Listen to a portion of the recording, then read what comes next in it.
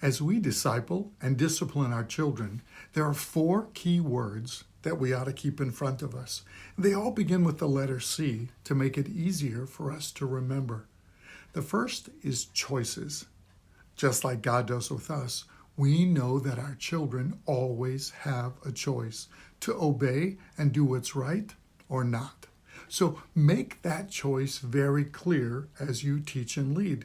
They shouldn't have to guess about the rules and what should be done. The second one is consequences. God always talks to us about blessing or cursing as consequences for our choices.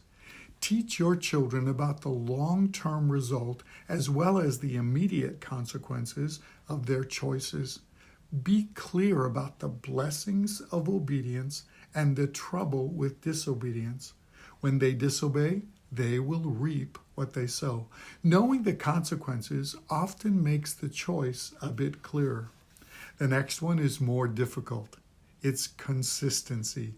Doing what you say, following through on the consequences every time, no matter how tired you are or what else is happening. This consistency proves that you mean what you say. Your word is true.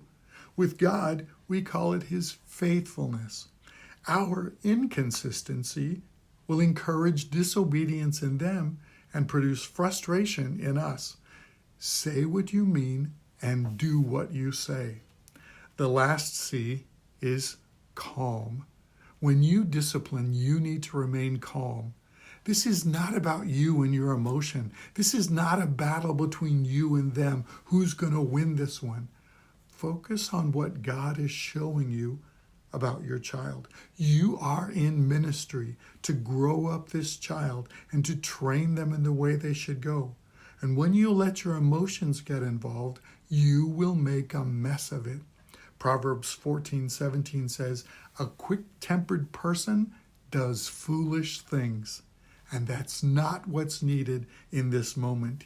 Keep your heart under control and control your words and actions. So be useful in God's hands and get to the heart of things and disciple them. Teach the choices, explain the consequences, be faithful in your consistency, and remain calm, and let God work in them through you.